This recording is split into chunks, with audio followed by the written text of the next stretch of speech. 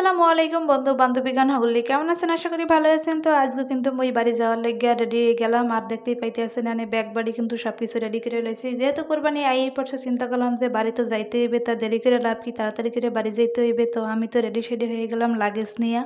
তো লাগেজ নিয়ে কিন্তু মুই বাসার নিচে আইয়ে পড়ছি। আর এখন কিন্তু মোরা এখানে দাঁড়াইয়া আছি গাড়ির লেগে। গাড়ি এলে মোরা গাড়িতে উঠতে যাবো গিয়া। আর মোরা যেই বাসায় ভাড়া থাই তো সেই বাসার সামনে কিন্তু মোরা এখন আছি। তো পুরা বাসাটা আমাদের একটু দেখাইতে আছি ভিডিওর মাধ্যমে। তো মুই আর মোর মাইয়া কিন্তু এখানে খাড়াই রয়েছে গাড়ির লইগা।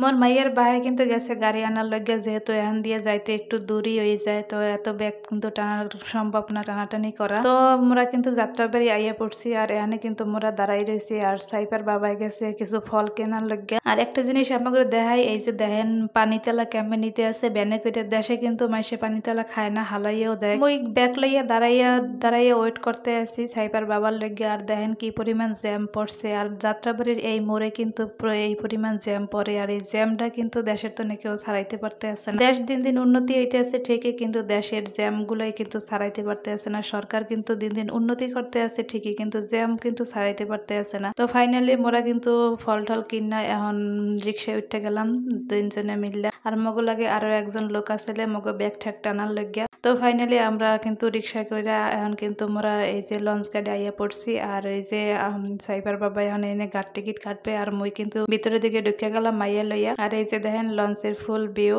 আর মোরা কিন্তু এখন লঞ্চের মধ্যে উঠতেও গেলাম ফাইনালি। আর এখানে দেখেন শশা বিক্রি করতে আছে কত সুন্দর করে কাটিং করে, বিষয়টা আমার দ্বারা বেশ ভালোই লাগছে। আর এই যে দেখতেই পাইতে আছেন সদরঘাটের অবস্থা, পানির কালারটা কি আর কি পরিমাণ যে গন্ধরে ভাই। আর লঞ্চের অবস্থা দেখেন, লঞ্চের যাত্রী একবারে নাই বললেই চলে, একবারেই কম লঞ্চের যাত্রী। মোরা কিন্তু একবারে ফ্রেশ মাইন্ডে আছিলাম। তো মুই চিন্তা করলাম যে যেহেতু ফ্রেশ মাইন্ডে আছি তো একটু দাঁড়াই দাঁড়িয়ে ভিউটা নেই। আর এই জায়গায় কিন্তু মোরা দুইজনেই আসছিলাম, আরো অল্প কিছু মানুষ আসলে, ছাদে তেমন কোনো মানুষ নাই। বিশেষ করে এখন যেহেতু কোরবানি দেরি আছে এই লেগে কিন্তু মানুষের পরিমাণ একবারে কম। আর এনে জালমুড়ি এলা দেন, জালমুড়ি থেকে জানি কমে গেছে গে। তো মুই একটু ভিডিও করে লইলাম। আর এই পাশে কি সুন্দর একটা লঞ্চ দেখেন। মগো এই বরিশালের লঞ্চে যাওয়ার শান্তি, এই শান্তি কিন্তু আমরা কোনো হানে পাইবেন না। যারা মগো বরিশালের মাইসেরে কন যে লঞ্চের পাছা দুটা মোরা বরিশালে যাই ঢাকা আই, সাগরে একটা কথা কইতে আছি যে লঞ্চের মতো শান্তি আমি কোনো হানে পাইবেন না। আমি লঞ্চে যাইবেন মনে হইবে যে আমি ঘরে বেডরুমে শুয়ে আছেন, এরকম একটা ফিল পাইবেন। যারা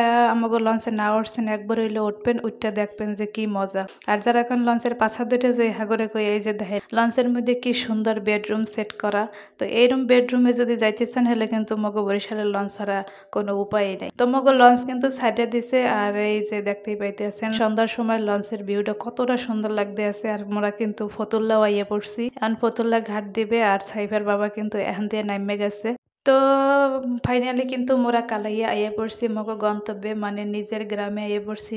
অন্যরকমই একটা শান্তি লাগে। আর হগুলি কিন্তু গেছি গিয়া মুই একলাই লঞ্চে রয়েছি, কারণ মোরে যারা নিতে আইবে হারা কিন্তু একটু লেট করছে। এই তো মোর ননদ আইয়া পড়ছে। তো মোরা কিন্তু এখন সোজা চলে যাবো বাড়িতে। আর আজকের ভিডিওটা কেমন লাগছে অবশ্যই কমেন্ট করে জানাইবেন। আর গ্রামে যতদিন থাকবো ভিডিও কিন্তু দিব।